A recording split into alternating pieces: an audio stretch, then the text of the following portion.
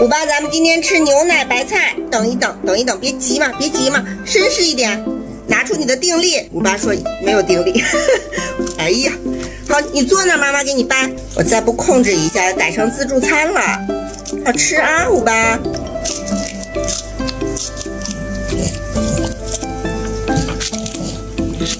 哎呀，好吃菜。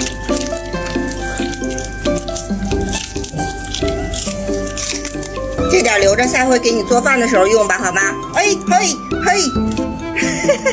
真是控制不了了。好了，下一次再吃吧。啊，下一次再吃。吴小八爱你哦。